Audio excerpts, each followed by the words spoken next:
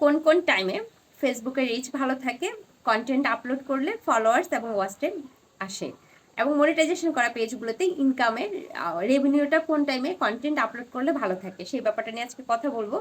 আসসালামু আলাইকুম, সবাই কেমন আছেন? আশা করছি সবাই খুব ভালো আছেন। যিনি যেখান থেকে আমাদের ভিডিওটি দেখছেন, যদি ভালো লেগে থাকে প্লিজ লাইক কমেন্ট শেয়ার দিয়ে পাশে থাকবেন। ভালো লেগে না থাকলে স্কিপ করে চলে যাবেন। যেটা বলছিলাম, কোন কোন টাইমে কন্টেন্ট আপলোড করলে ফেসবুক রিচ অ্যালগোরিদম ভালো থাকে। সকাল 9টার পরে, সকালবেলা সকাল 9টার পরে ফেসবুক পেজে রিচ অ্যালগোরিদম ভালো থাকে।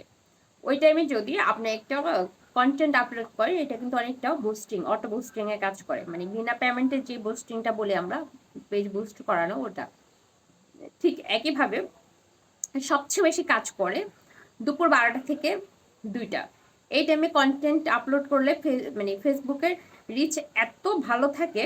আমি নিজের প্রমাণ দেখেছি, 12টা থেকে 2টা 2:30 এই টাইমগুলোতে ফেসবুকের রিচ বেশ ভালো থাকে।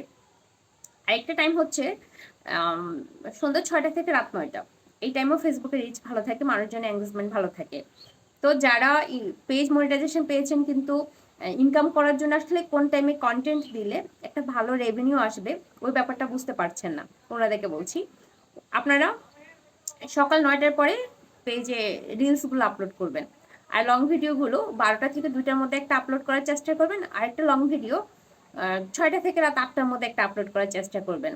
আর যারা একদম নতুন মনিটাইজেশন পেয়েছেন, রেভিনিউ তুলতে পারছেন না, এখন ইনকাম আসছে না, ডলার ওরকম সাফিসিয়েন্ট ডলার জমা হচ্ছে না, ওনাদেরকে বলবো চেষ্টা করবেন দিনে 2টা ভিডিও আপলোড করার জন্য।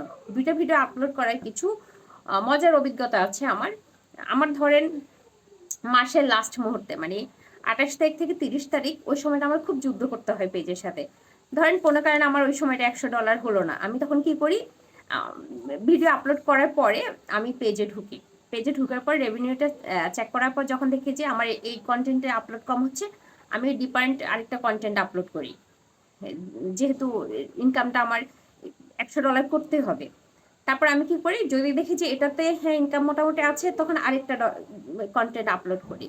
তো আপনারা দিনে যদি অন্তত 2টা কন্টেন্ট আপলোড করেন, এতে ক্যালকুলেশনের সুবিধা হচ্ছে, একটা কন্টেন্টের যদি আপনার রেভিনিউ কম আসে, আরেকটা কন্টেন্ট কিন্তু ব্যাকআপ দিয়ে ফেলে। আর দিনে দেখেন আপনি, মানে আমি আমার একটা কন্টেন্টে বলেছিলাম, আসলে আমরা সবাই হচ্ছে এক একজন দিন মজুর।